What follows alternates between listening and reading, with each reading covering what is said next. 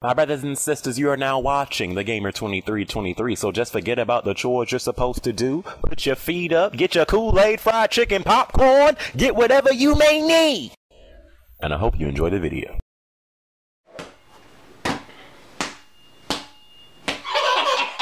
Oh, don't get it twisted. I rather got the crossovers when it come to basketball, okay? I don't just play NBA 2K like some of y'all other suckers do.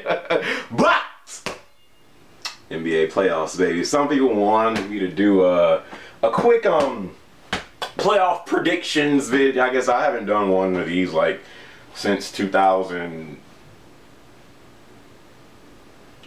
It's been 2 years, you know, so this is just going to be a quick vid. I guess I'll do one for the first round, one for the second round, one for the conference finals, and then one for the actual finals. Okay, so I'll do 4 vids on the NBA playoffs, and this is the first one. Okay, so my NBA playoff predictions for the first round. Now, I'm currently on the NBA website because I don't know the brackets by heart, but in the Western Conference, you got the San Antonio Spurs against the Dallas Mavericks. You got the Houston Rockets against the Portland Trail Blazers. You got the Los Angeles Clippers against the Golden State Warriors. That's going to be a great series. And you got Oklahoma City Thunder against the Memphis Grizzlies. And over in the Eastern Conference, the superior not at all, but over in the weak Eastern Conference, you have the Pacers against the Hawks.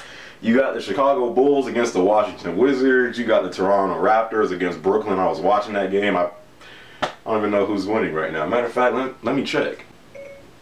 Siri, Brooklyn versus the Toronto Raptors. The Raptors are behind the Nets by a score of 82-76, with 2 minutes and 57 seconds to go in the fourth quarter in Game 1 of the Eastern Conference quarterfinals. Gotta love technology. And last but not least, you got how does he do it?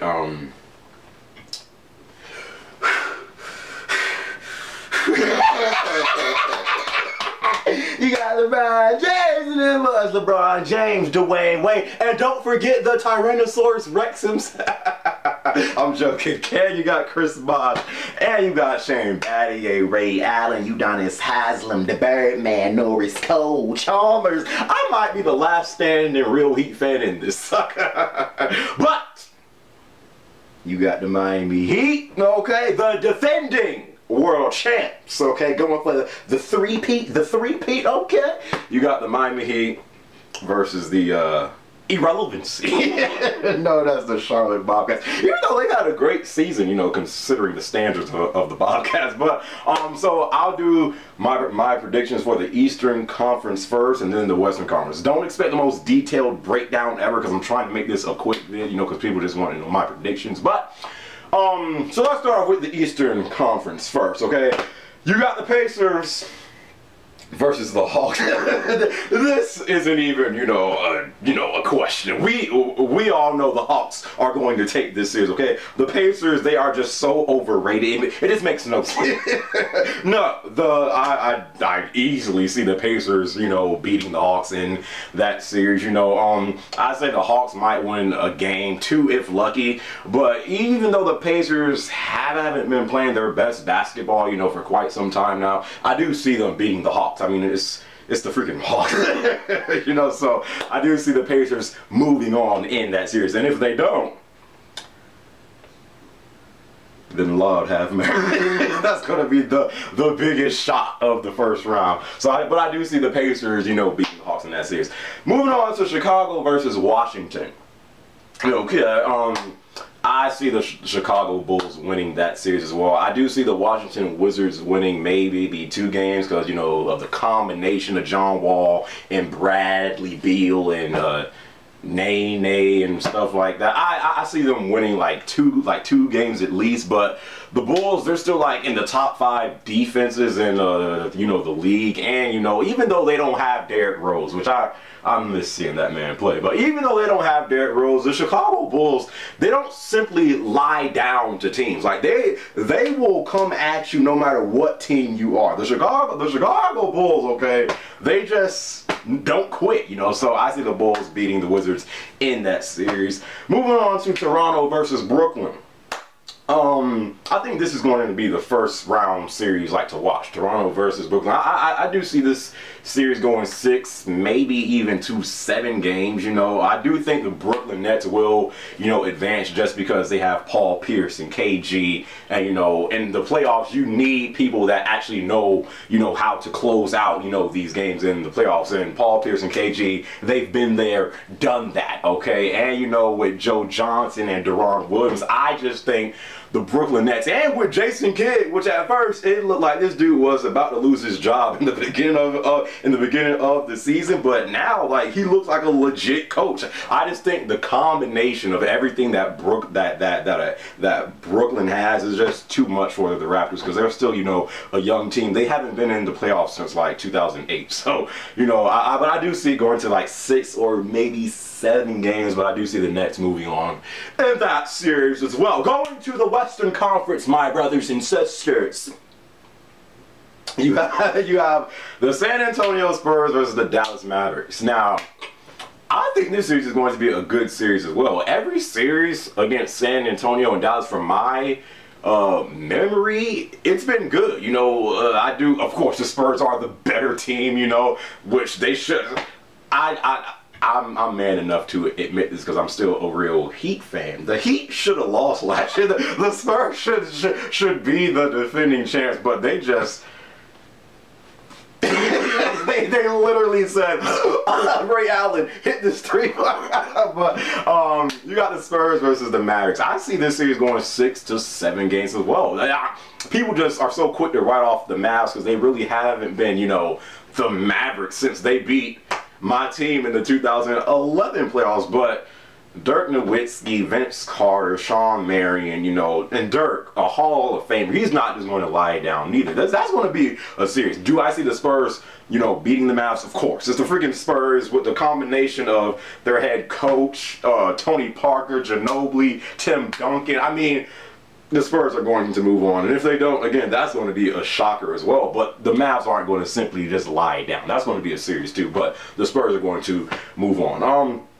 Then you got Houston versus Portland. This is also going to be a great series. I see this series going maybe 6, 7 games as well. The Houston Rockets and Portland Trail Blazers, both great teams, but because of the Houston Rockets having Dwight Howard, James Harden, Parsons, even Jeremy Lin Linsanity, I see the Houston Rockets beating the Blazers in that series as well. But it's going to be close. It's not going to be like, you know, no blowout series. It's going to be a close and a great series to watch. But I do see the Rockets moving on in that series. Then this might be the series to watch of the first round. This is going to be freaking amazing. I'm going to be glued on this series.